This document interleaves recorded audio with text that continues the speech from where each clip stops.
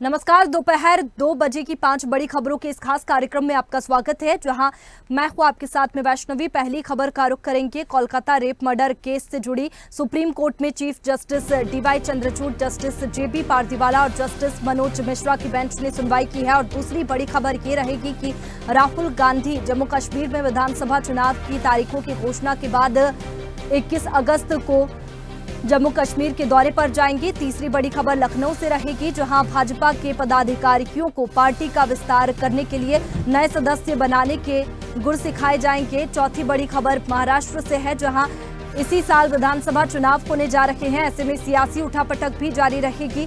पांचवी और अंतिम खबर एमपी से जुड़ी रहेगी, जहां मध्य प्रदेश देश का पहला ऐसा राज्य बन गया है जहां न्यायिक प्रक्रिया में डिजिटल तकनीक का प्रयोग शुरू हो गया है।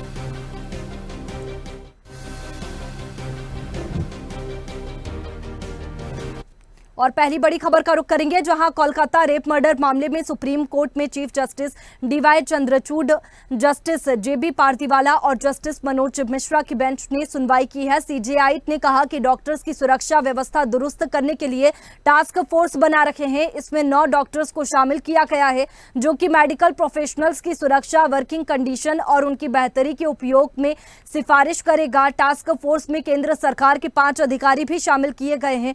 कोर्ट ने सीबीआई से 22 अगस्त तक स्टेटस रिपोर्ट और राज्य सरकार से घटना की रिपोर्ट मांगी है।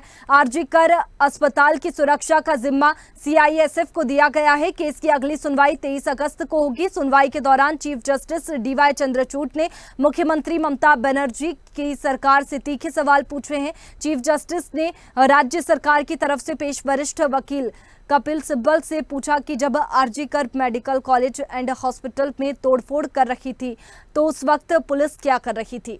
कोलकाता रेप मर्डर केस में सुप्रीम सुनवाई हुई, जिसमें टास्क फोर्स बनाई गई है। सीजेआई ने नेशनल टास्क फोर्स बनाई। सीबीआई से 22 अगस्त तक स्टेटस रिपोर्ट मांगी है। ममता सरकार से तोड़फोड़ की रिपोर्ट भी मांगी है। जिस तरीके से ये घटना हुई, उसके बाद में जो स्थल था जिस अस्पताल में ये घटना हुई, वहां पर दूसरे दिन हमला हुआ और तोड़फोड़ की गई। इसको लेकर के भी कोर्ट ने रिपोर्ट मांगी है। ममता सरकार से तोड़फोड़ पर रिपोर्ट मांगी गई है। सबसे बड़ा सवाल यही है कि उस समय पुलिस क्या कर रही थी, सुरक्षा के इंतजाम वहां पर क्यों नहीं थे। ऐसे में ममता सरकार भी पूरी तरीके से सवालों के घेरे में घिरी हुई है। और आज ये सुप्रीम सुनवाई हुई है, जिसमें टास्क फोर्स बनाई गई है। और इसी पर ज्यादा जानकारी के साथ संवाददाता तनु हमारे साथ में जुड़ चुकी है। तनु, टास्क फोर्स बना दी गई है, इसके तहत किसे रखा गया है और इसकी जिम्मेदारी क्या होगी? जी बिल्कुल वैष्णवी, देखिए आज जिस तरीके से सुप्रीम कोर्ट में सुनवाई हुई है और सीजीआई चंद्रचूड़ और जेबी पारदीवाला और मनोज मिश्रा की बेंच ने सुनवाई की है। और सुनवाई के दौरान पश्चिम बंगाल सरकार, पुलिस प्रशासन और साथ ही अस्पताल, तीनों को आज कोर्ट में कटघरे में रख दिया। और सीजीआई ने बड़े तीखे सवाल किए, बंगाल सरकार से भी तीखे सवाल किए वैष्णवी। और साफ तौर पर बंगाल सरकार से पूछा कि प्रिंसिपल का ट्रांसफर क्यों हुआ। और साथ ही उन्होंने ये भी पूछा कि माँ बाप को देरी से क्यों सूचित किया गया, 3 घंटे 30 मिनट के बाद आपने सूचित किया। साथ ही पुलिस को भी फटकार लगाई कि आपने जो क्राइम सीन है उसको आप सिक्योर तक नहीं कर पाए। साथ ही पुलिस प्रशासन से ये भी पूछा गया कि एफआईआर जो है वो देर में क्यों की गई। साथ ही देखिए जो डीवाई चंद्रचूड़ है, उन्होंने अस्पताल पर भी तीखे सवाल किए हैं। अस्पताल से भी तमाम तरीके के उन्होंने सवाल किए हैं, जिसमें अस्पताल जो है वो कचड़े में आता हुआ दिखाई दे रहा है। और टास्क फोर्स बना दी गई है वैष्णवी, जिसमें जो 9 डॉक्टर्स है उनको शामिल किया गया है, जिसमें जो एम्स के डॉक्टर्स है उनको भी शामिल किया गया है। और साथ ही सीबीआई डीवाई चंद्रचूड़ ने अपील की है वैष्णवी डॉक्टर्स से कि आप भगवान हैं और जो मरीज आते हैं वो बड़ी उम्मीद लेकर आते हैं, तो हम आपसे गुजारिश कर रहे हैं कि आप दोबारा से अपने काम पर वापस लौट जाइए, क्योंकि काफी जो मरीज हैं उनकी हालत खराब हो रही है। अगर आप सेवाएं नहीं दे पाएंगे तो मरीज जो है वो बहुत ही ज्यादा बुरी कंडीशन में पहुंच जाएंगे। तो यहाँ बड़ी विनम्र अपील सीबीआई ने की है।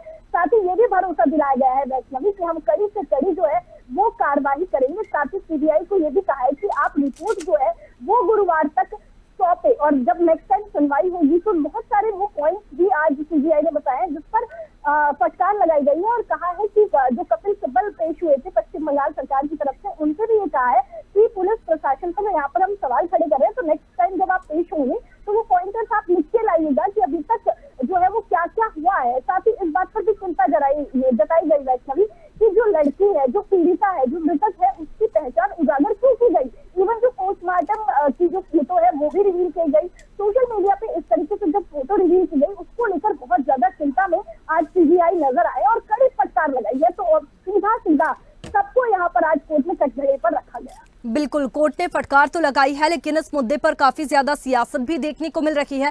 डॉक्टर्स अपनी मांग को लेकर के, सुरक्षा की मांग को लेकर के लगातार हड़ताल और प्रदर्शन कर रहे हैं। तनु, जिस तरीके से दिल्ली की बात करें तो प्रदर्शन और हड़ताल की वजह से स्वास्थ्य व्यवस्थाएं भी चरमरा रही है। ऐसे में क्या सुप्रीम कोर्ट की ओर से कोई आदेश आया है? क्योंकि मरीज जो है वो प्रभावित हो रहे हैं, अस्पताल की व्यवस्थाएं जो है वो प्रभावित हो रही है डॉक्टर्स की इन हड़ताल की वजह से। इमरजेंसी सेवाएं जो है वो अभी चालू है, लेकिन इसके बाद में इस सुनवाई में क्या कोई आदेश दिया गया है कि अस्पताल की कोई व्यवस्था प्रभावित ना हो इस वजह से?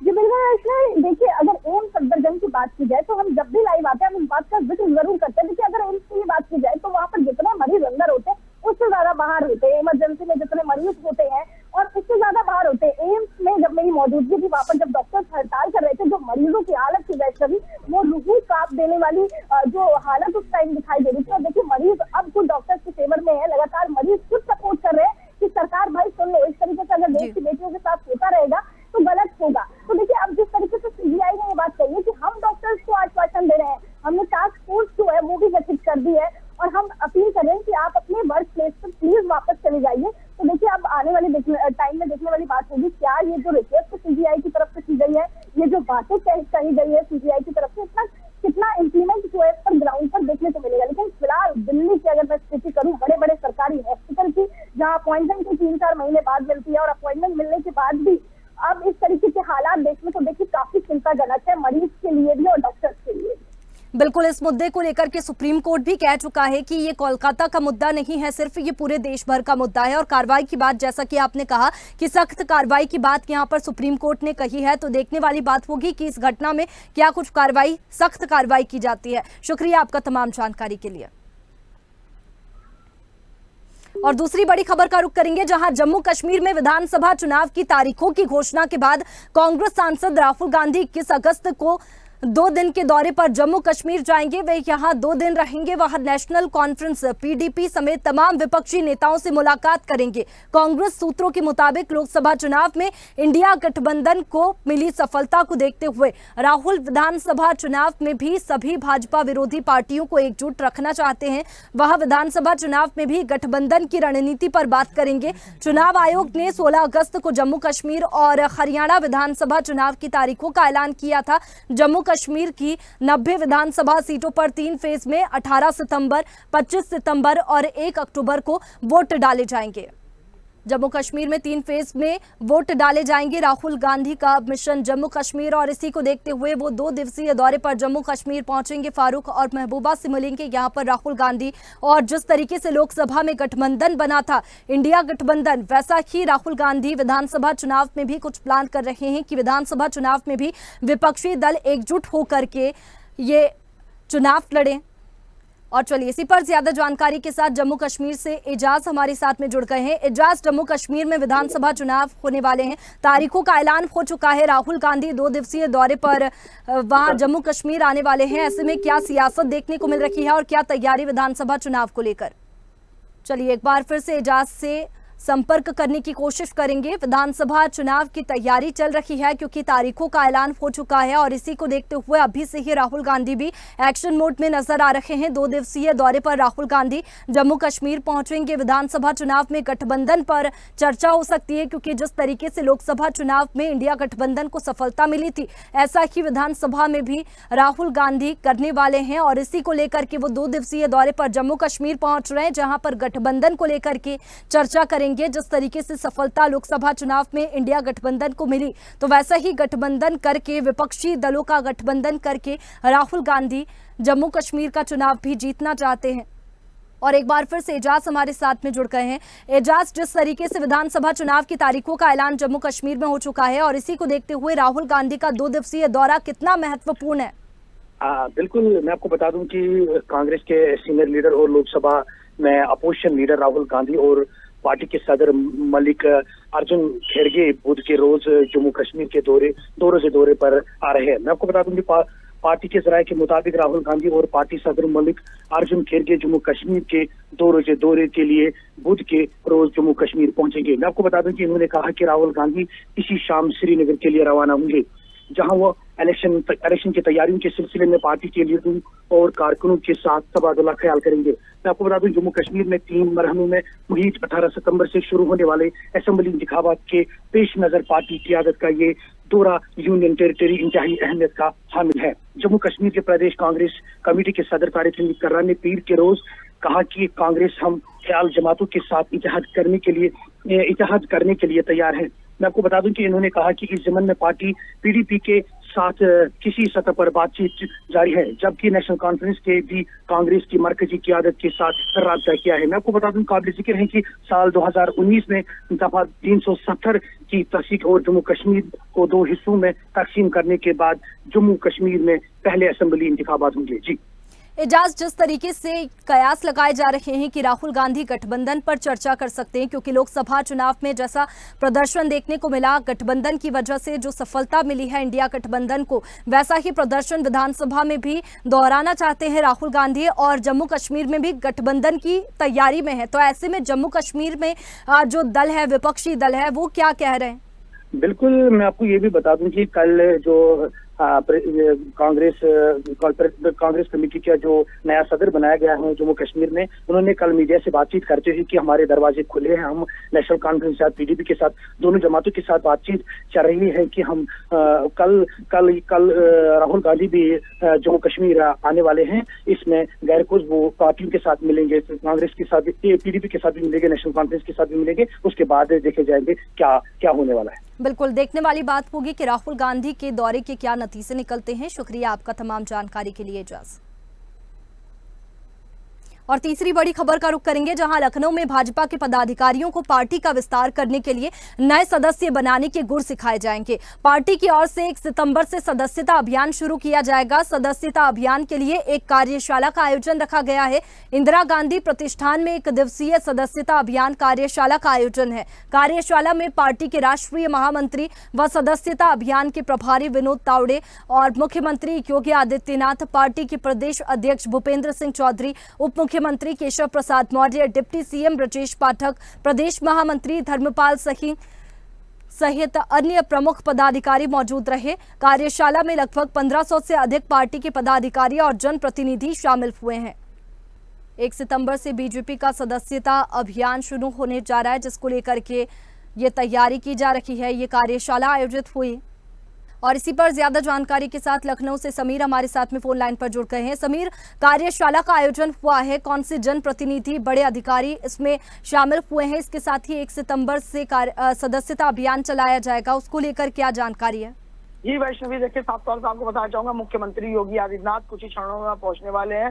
ये कार्यशाला जो कार्यक्रम है इंदिरा गांधी प्रतिष्ठान में सुबह 11 बजे से चल रहा है और शाम 5 बजे तक चलेगा। इसमें जो मुख्य कार्यक्रम के जो प्रभारी बनाए गए विनोद तावड़े जी मौजूद हैं। और वहीं बात कर ले उत्तर प्रदेश के भारतीय जनता पार्टी के प्रदेश अध्यक्ष भूपेंद्र चौधरी, उप मुख्यमंत्री केशव प्रसाद मौर्य, उप मुख्यमंत्री ब्रजेश पाठक और तमाम ऐसे मंत्री विधायक उसमें मौजूद हैं। और कम से कम और ज्यादा से ज्यादा 15 कार्यकर्ताओं को इसमें जो है जिम्मेदारी दी जाएगी कि ज्यादा से ज्यादा सदस्यता अभियान चलाकर 1 सितंबर से लोगों को जोड़ें। उनको किस तरीके से जोड़ना है, पार्टी की कौन सी ऐसी कार्यशैली है जिससे उनको प्रभावित करके पार्टी की सदस्यता दिलानी है, कि जिस तरीके से भारतीय जनता पार्टी उत्तर प्रदेश में और मजबूत हो, क्योंकि 2027 का चुनाव भी आ रहा है। तो इसमें साफ तौर से देखा जाए जिस तरीके से भारतीय जनता पार्टी एक्टिव दिखाई दे रही है, तो कहीं ना कहीं विपक्षी दलों में किससे उथल पुथल सी मच गई है। जी बिल्कुल, 1 सितंबर से बीजेपी का सदस्यता अभियान शुरू होगा। लेकिन समीर, बात करें तो लोकसभा चुनाव में बेहतर प्रदर्शन बीजेपी का उत्तर प्रदेश में नहीं रहा, जिसके बाद में सीएम योगी आदित्यनाथ लगातार एक्शन मोड में नजर आ रहे हैं। तो एक नई रणनीति सदस्यता अभियान है, जिस तरीके से ये सदस्यता अभियान चलाया जाएगा, लोगों को बीजेपी से जोड़ने की कोशिश की जाएगी। एक नई रणनीति है, क्योंकि जिस तरीके से आपने बताया 2027 में भी चुनाव आने वाले हैं, उसी को लेकर के अभी से एक्शन मोड में सीएम नजर आ रहे हैं। जी बिल्कुल वैष्णवी, देखिए जो 1 दिवसीय कार्यशाला अभियान का कार्यक्रम है, इसमें मुख्य तौर पर जो मुख्यमंत्री योगी आदित्यनाथ ने खुद भागदौड़ संभाली है। और जो अभी चुनाव होना है 10 सीटों पर चुनाव लेके, उसके लिए भी कार्यकर्ताओं को दिशा निर्देश दिए जाएंगे। उनको बताया कि तरीके से सदस्यता अभियान चलाना है।